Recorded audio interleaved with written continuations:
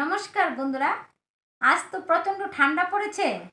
এর মধ্যে হলো মাঘ মাস, কথাই আছে মাঘে শীতে নাকি বলে বাঘে খায়। তো আমার ছেলে মেয়ে এবং হাজব্যান্ড বলছে এই বাঘে শীতে নাকি ওদেরকে পিঠা বানিয়ে খাওয়াতে। তো বন্ধুরা, আমার ঘরে তো এখন কিছুই নেই, কি পিঠা বানাবো? ঘরে শুধু আছে চালের গুঁড়ো। তো চালের গুঁড়ো দিয়ে আমি এখন পিঠা বানাবো। তো আমি এখন কি পিঠা বানাবো বন্ধুরা, আপনারা প্রথম থেকে শেষ পর্যন্ত দেখতে থাকুন। আশা করি আমার এই ভিডিওটি আপনাদের কাছে খুবই ভালো লাগবে। তো চলুন বন্ধুরা, দেরি না করে এখন আমার ভিডিওটা শুরু করা যাক। তো বন্ধুরা, সবার প্রথমে আমার লাগবে এখন চালের গুঁড়ো। এই চালের গুঁড়ো কিন্তু আমি ঘরে করে রোদ্রে শুকিয়ে নিয়েছি। দেখুন এই চালের গুঁড়ি কি সুন্দর শুকনো চালের গুঁড়ো। আমি এখানে 2 কাপ চালের গুঁড়ো নিয়েছি। আর এখন দিয়ে দিচ্ছি স্বাদ মতো নুন। তো বন্ধুরা, আমি এই নুনটা চালের গুঁড়োর সাথে মিশিয়ে নিচ্ছি।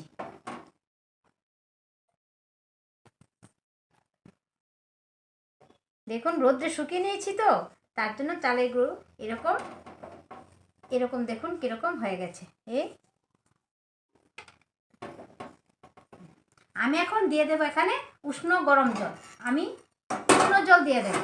আমি আগে থেকে জলটা গরম করে রেখেছিলাম।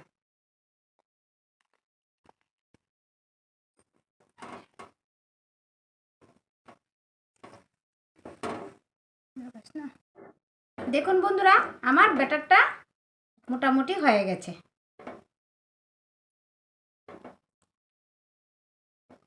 এখন আমি 1 মিনিটের জন্য রেস্টে রেখে দেব।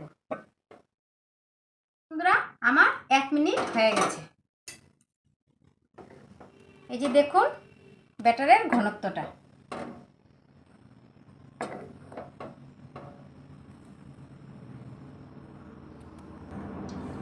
আমি গ্যাসের মধ্যে একটা লোহার কড়াই বসিয়ে নিয়েছি। তোমরা বলুন তো আমি এবার কি পিঠা বানাতে যাচ্ছি।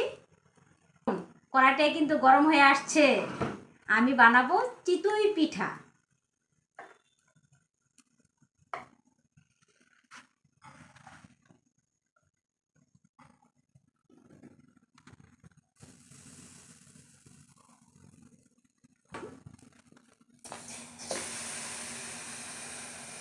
মাটি সরা কিন্তু লাগেনি।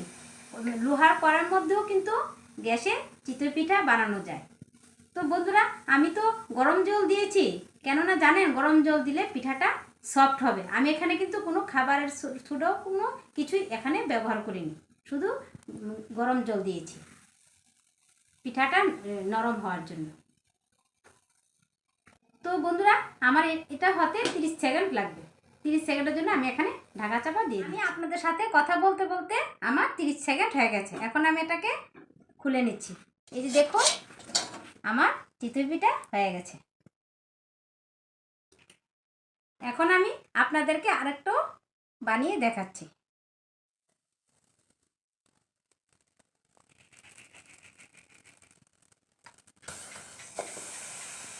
এখন গ্যাসের জালটা একদম কমিয়ে দিতে হবে। আবার 30 সেকেন্ডের জন্য আমি 30 সেকেন্ডের জন্য আমি সরাটাকে দিয়েছি।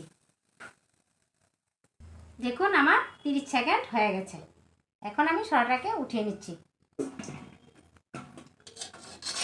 দেখুন আমি গরম জল দেওয়াতে পিঠাটি কিন্তু তাড়াতাড়ি হয়ে যাচ্ছে। এখন আমি বাকি পিঠাগুলো চিতই পিঠা করে নিচ্ছি।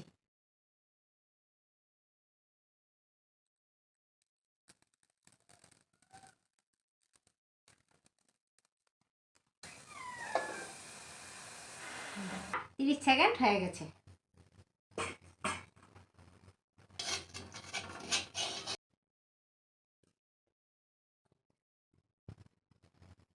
তো বন্ধুরা, আমার তো এখন চিতই পিঠা বানানো কমপ্লিট হয়ে গেল।